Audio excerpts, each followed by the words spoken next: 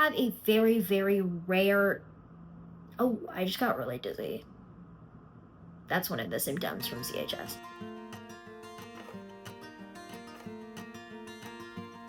Hi, and welcome back to my channel. Today I am in my bedroom. I am wearing a long sleeve gray sweater. My blonde hair is down. It's a little bit below shoulder length now. I'm wearing my black rimmed glasses.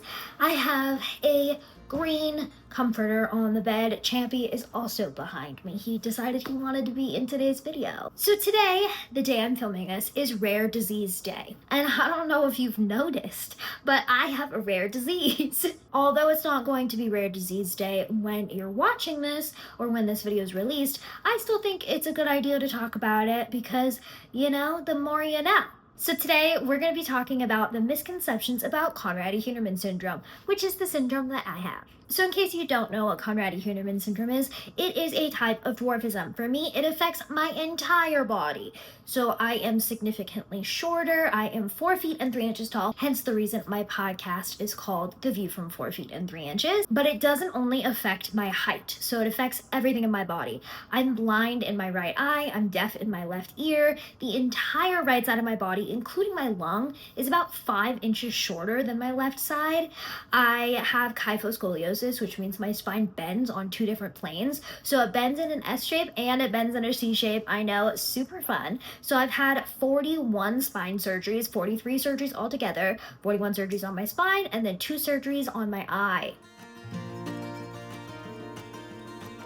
So the first misconception about Conradi-Hünermann Syndrome is that it is like every other type of dwarfism. The most common type of dwarfism, if you don't know, is called achondroplasia. If you go to a Little People of America convention, this is the most common type of dwarfism that you will see. My type of dwarfism is incredibly rare. I think I did the math with my math teacher in high school once, and it was literally like 1 in a billion people, well, or 1 in a million, well, I don't know. So I'm literally 1 in a million. That's what my mom always said, and it's true. It still holds true. The next common misconception about Conradi-Hünermann Syndrome is that everybody with CHS has the same exact symptoms. I just met a little girl who has Conradi, and she does not have any spine problems. She only has like 1/2 an inch limb difference in her legs. She has a little bit of proximal femoral focal deficiency, or PFFD, the same thing I have. But like I have a really severe case of it. The way that my syndrome was explained to my mom, which is her favorite way to explain it when I was really young, was one of my doctors told her that Conradi-Hünermann Syndrome is like a bank of light switches with dimmers on them. So everybody can have the same symptoms, but they're usually all at varying degrees of dimmers. Does that make sense? So mine are just turned all the way up for some things, but for some things I don't have. So I think that sets my type of dwarfism apart from all the other ones. We're quirky. We're not like the other girls, you know? If you take all the people with Conradi-Hünermann Syndrome and line us all up, we all look like we could be cousins. Like we look like we could be related. The facial structure is usually about the same. Also, we are all very light haired. We all usually have blonde or really light brown hair. The other types of dwarfism, the characteristics are pretty common across the board, but they don't usually all look related if they have the same type of dwarfism. In my case, we do, which is kind of wild. So when I talk to younger kids with my syndrome, it's very interesting because it literally looks like I'm looking at a little version of me. Also, my syndrome is so rare that there's like little to no research done on it either. The first thing that my mom was told right after I was diagnosed was not to look it up on the internet because there was so much false information out there, and it basically told her that my syndrome was like a death sentence, and it really is not. Obviously, I'm here 22, almost 23 years later. Now, I just looked it up for this video, and it seems to be a little bit better, but there's still some false information, so just be careful if you're gonna go look it up on Google, or if your child was just diagnosed with Conradi-Hünermann Syndrome. talk to other people who have it. I just firmly believe that when it comes to things like this, personal experience is going to take you a lot farther than sometimes false facts on the internet will. The next most common misconception about Conradi-Hünermann syndrome is that it only affects height. For most people with my syndrome, this is not true. Now, the little girl that I just mentioned meeting earlier, her height is pretty affected, but she's not significantly shorter than her peers. She's almost my height, and I think she was like 8. So that was really surprising for me. For me, pretty much everything is affected.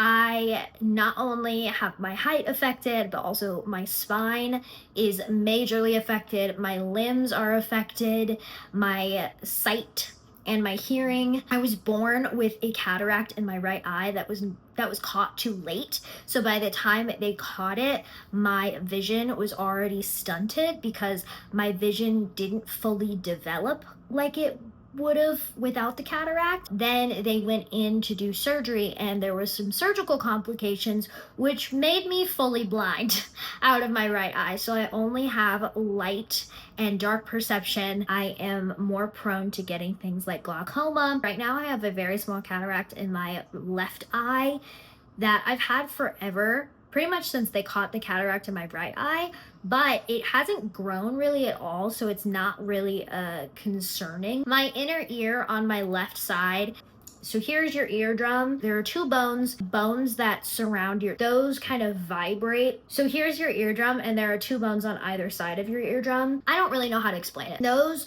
are what the sound bounces off of. Those 2 bones in my ear did not form correctly, or did not form all the way. So they don't reach all the way to my eardrum, which is why I wear a handy-dandy hearing aid, and I have been wearing a hearing aid since I was like 4. Major issues with my uterus. Fun time. It is suspected that I have endometriosis.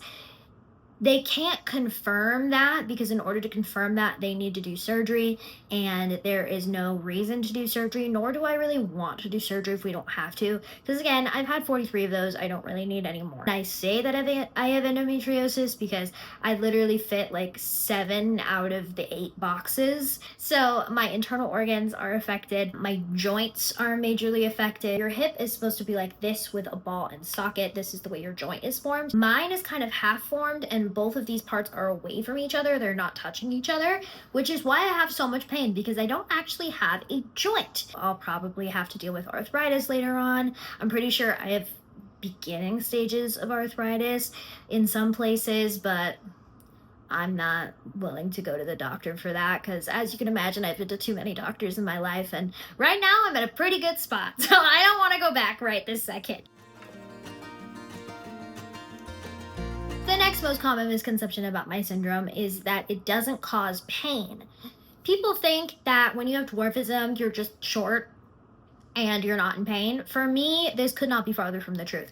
I deal with chronic pain. This means that I'm in pain 24/7, all day, every day, just because of the way my anatomy is and the way that my body decided to form itself. Probably the day I was born, because my spine was just doing her own thing and wouldn't listen. Some days are worse than others. It really just depends on the circumstances. Traveling makes it a lot worse. Weather makes it a lot worse. I have to make sure I don't overdo it, whether that's walking or wheeling myself. The next common misconception is that Conradi-Hünermann syndrome is always inherited. I thought it was, but the internet proved me wrong. So it says that Conradi-Hünermann syndrome is caused by mutations in the EBP gene, which is the Okay, don't hurt yourself. Emopamil binding protein, which is on the X chromosome. Many cases result from spontaneous mutation. So in my case, my mom actually does test positive for CHS, but she is average height. She only has a small limb difference. Like if she didn't tell you, you wouldn't know. And she has minor scoliosis, but that's really it. So she didn't know that she tested positive for my syndrome until I was born, because how would you know? So it could have been a spontaneous mutation that happened for my mom and then she passed it down to me. We're not really sure, but I just thought it was always inherited and I was proven wrong. So this was a common misconception that even I bought into. The next most common misconception is that Conradi-Hünermann syndrome only affects AFAB individuals. AFAB is people who are assigned female at birth. I thought forever that this was true. Turns out, yes and no. The reason it is most commonly found in people who are assigned female at birth is because Conradi-Hünermann syndrome is on the X chromosome. So that means that you get it. Oh my god, I'm in such a weird mood today. I apologize. Conradi-Hünermann syndrome is on the X chromosome and it is a mutation. So that is why it is most commonly diagnosed in people who are assigned female at birth. Now, it can be diagnosed in people who are assigned male at birth. However, Conradi-Hünermann syndrome is usually very fatal to people who are assigned male at birth and can be like very, very, very severe. They often pass away before they are born, or they pass away in infancy, or I know one boy currently that is in his teenage years, I believe, but it is fatal to boys. It can be, and it can be very, very severe. I was very interested by this because I only thought that girls were diagnosed with it, but that is not the case. The last most common misconception that I'm going to touch on in this video is that people who are diagnosed with CHS also have intellectual disabilities. I'm sure there's somebody out there who has CHS and who is diagnosed with an intellectual disability, but usually there are no cognitive disabilities that are associated with CHS. It doesn't usually affect our brains, it usually just affects our bodies. Anyways, those are all the common misconceptions that I have for this video. I know there are going to be so many of you who probably have questions. That's valid. So if you do have a question about Conradi-Hünermann syndrome or my experience with Conradi-Hünermann syndrome, please drop that in the comments below. I'd love to know what you thought of this video too. Make sure you like and subscribe because I do have a video on my YouTube channel that comes out every Wednesday and a podcast episode on my podcast, The View from 4 Feet and 3 Inches, that also releases on YouTube and everywhere else you listen to podcasts, that comes out every Sunday. We do not have a representation booster this week, but if you want to be a representation booster, you can go on over to my Ko-Fi and drop a donation over there. Who knows, I might shout you out in next week's video. I also have a Patreon that I am getting a lot more active on, and I actually just dropped, the day that I'm filming this, the very first episode of a Patreon only show that's called Cassidy After Dark. So if you want to go check that out, go subscribe to a tier on my Patreon and have fun. It is a 2-hour long episode, so if you want more of me, go check it out. Go follow me on all my other platforms because I do post on Instagram and Facebook Reels, as well as TikTok and YouTube Shorts every single day. Thanks so much for watching, and I'll see you next week. Bye!